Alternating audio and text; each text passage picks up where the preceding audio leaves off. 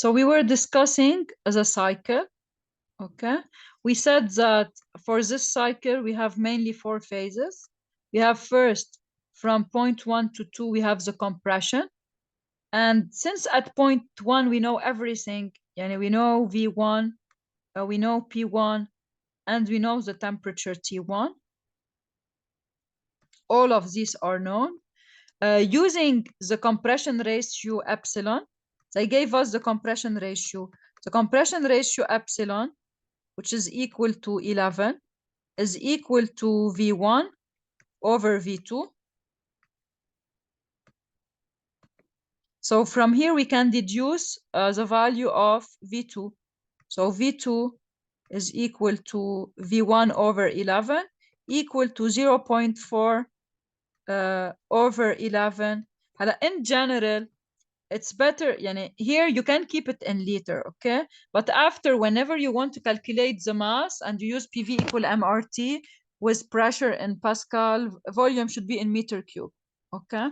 So here I will keep it now in liters, but after, when I need to find the mass, I will convert it.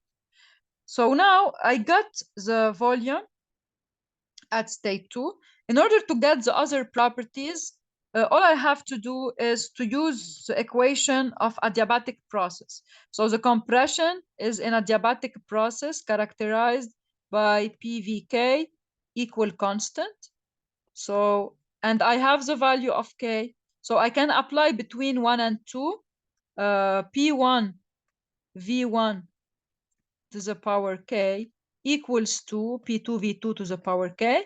I have everything except the pressure at point 2. So from this equation, I can get P2. So I'm done with P2. I need also to find the temperature, since they asked for all characteristics at the different points. So to get the temperature, all I have to do here, no need if you want to memorize formulas. If I just give you this, you can find all other formulas. Because for an ideal gas, we know that PV is equal to MRT, okay? And since I am working with the same mass, so the mass is fixed, and R is a property of the gas. It's here for R of air. We can get it by doing R bar, which is the universal constant over the molar mass of air. And we'll use it in the second question. So this is also a constant. So we can say from this result here that we can replace the pressure. So the pressure is a constant times temperature over volume. So if I replace the pressure in this equation, okay, I can say that T over V times V to the power K is constant. So for an adiabatic process, I can say that TVK minus 1 is constant. Okay, so now also I can find the temperature at point 2 by just saying that T1 V1 K to the power K minus 1 equals to T2 V2 to the power K minus 1. So I can find the value of T2. Once I am done with the first phase, I can move to the second one. In the second phase, they told me that I have an elevation of pressure because of the combustion process, okay? And in a gasoline engine, we model this, as we have seen together previously, we model this as a process of constant volume. So since I have a constant volume process, I can say that V of 0.3 is equal to volume at 0.2. And I can easily get the other characteristics because they gave me lambda. Lambda is the elevation of pressure ratio. So it's equal to P3 over P2. And since I already calculated the pressure at 0.2, so I can directly say that P3 is simply lambda times P2. So I get the pressure at 0.3. After this, I need the temperature at 0.3. So here also, all we have to say is we have a constant volume process for an ideal gas. So for a constant volume process, If we look at the formula of ideal gas, V is constant and MR is constant. So the ratio P over T is constant. So we can say that P2 over T2 is equal to P3 over T3. And we know everything except T3, we get the value of T3. Once we are done with properties at point 3, we say that now to go to point 4, we have the expansion, and the expansion also is in a adiabatic process. So also it's described like the compression by PVK equal constant. So all I have to do is to use for adiabatic process PVK and TVK equal TVK minus 1 equal constant to get the temperature and pressure at point 4. And we know that V4 should be equal to V1 because this is the final phase which is taking place, it's cooling at constant volume. So in this way, we can determine at the different points of the cycle. Okay. Now, once we are done with this, we can move to the second step, which is the calculation of the mass of air. To calculate the mass of air, we can take any point. So you can verify that if you take point 1 or 2 or 3 or 4, you should get exactly the same result. Because for any point, you have that P times V equals to MRT. So you can verify your calculation in this way, okay? And concerning, as we mentioned before, let's say we take point 1. Point 1 is the safer point because P1, V1, T1 are given. So in case you did any calculation error, it will not affect the calculation of the mass. So to calculate the mass, you just need R, and you should pay attention for units. So units are very important here. Pressure we'll take it in Pascal. And as I mentioned, we'll do the conversion of unit to get V1 in meter cube.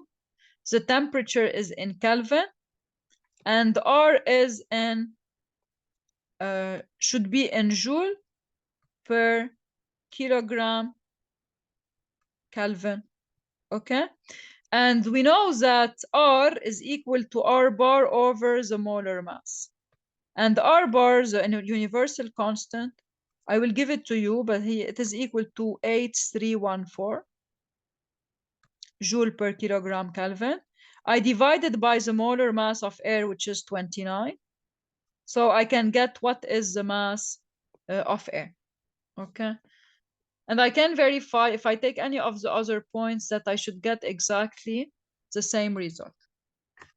Now, after this, they asked for the network produced by applying two methods, okay? So here, in order to get the total work produced, because we need two methods, okay, we should think first about the formula of work. We know that the work, by definition, is equal to integral of PdV.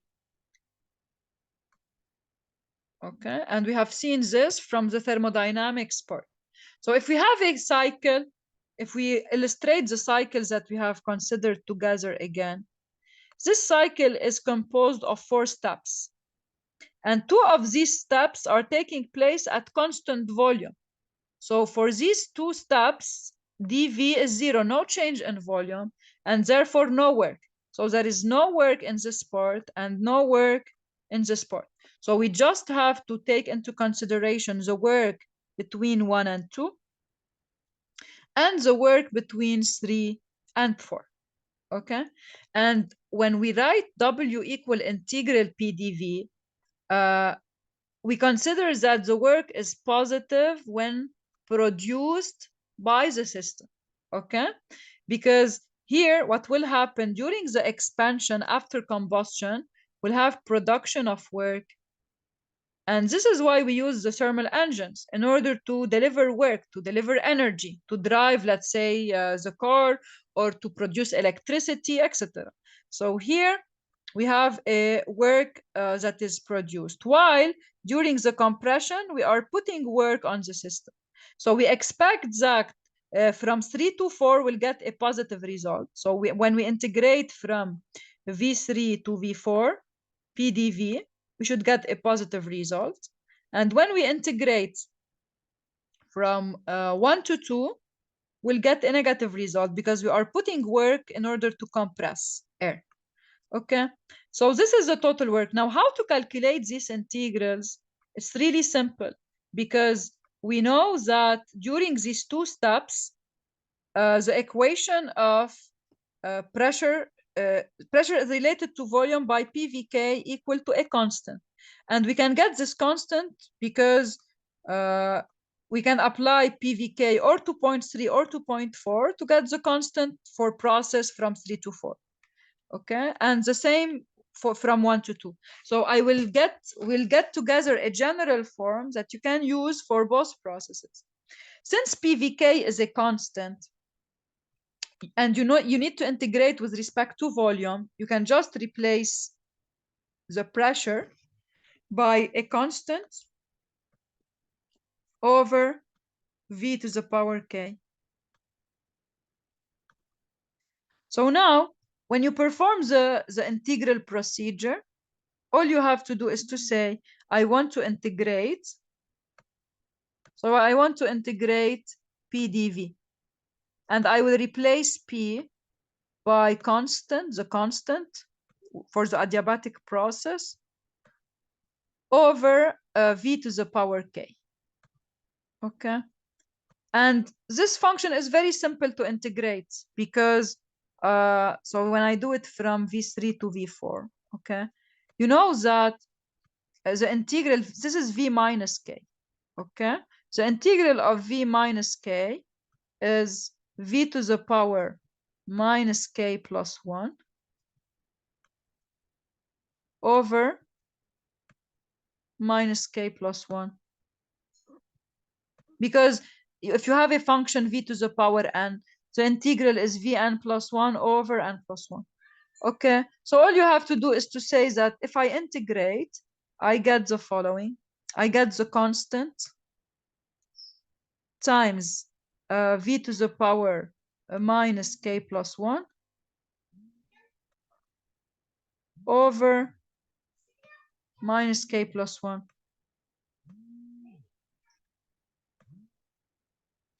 And I want to do this integral from V3 to V4. Now, what will simplify things a lot is that the constant, you can now replace it back by PVK.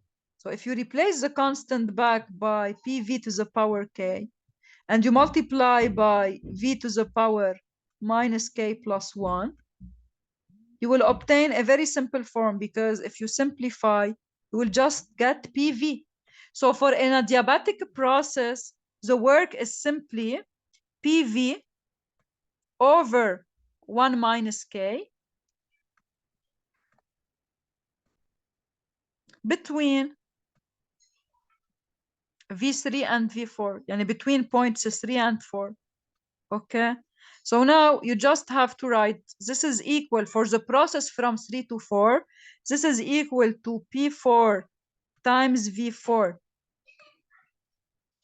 over 1 minus K minus, so since K, so I can put minus P3 V3. Okay, and now since you will add also the integral from 1 to 2, so now you will add the integral from 1 to 2, it is the same form, and you will add to this plus, okay, from 1, when you go from point 1 to 2, you will do P2 V2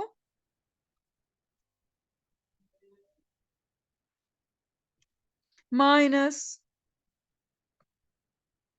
P1 V1 over 1 minus K. And since K is the same, yani you can put the same fraction. So the total work produced will be P4 V4 minus P3 V3 plus P2 V2 minus P1 V1 over 1 minus K. This is a first method to calculate the total work produced in the cycle. Another method is simply to use the efficiency. If you remember together we derived the efficiency, the thermal efficiency of the cycle. When we did the internal combustion engines together, we said that the thermal efficiency represents what? It represents the work produced, W net, over Qn, okay, over the heat that we put in the system, okay? And here, Qn is equal to what? If you take the cycle, okay, for this cycle, you have input of heat during the combustion process, and you have rejection of heat during the cooling process, okay? And if you remember, when we did it together, we said that Qn can be calculated as the mass of air times CV, the specific heat at constant volume, times delta T, which is a temperature at point 3 minus temperature at point 2. Okay, so we can calculate Qn, and we derive together what is the thermal efficiency. Of course, I don't expect that you memorize the thermal efficiency. One method you can derive it and use it, or also what is simpler, you can say that I can calculate Qn, and also I can calculate Q out, because I have rejection of heat also at constant volume here. So I can say it's equal to mCV times T4 minus T1. So this is heat rejected, okay? And then all I have to do to get W net is to consider the energy balance over the whole cycle. You know that for the whole cycle, W net is equal to sum of Q. So it's equal to Qn minus Q out. So if you do this also, you will get the network produced from your system, by your system, okay?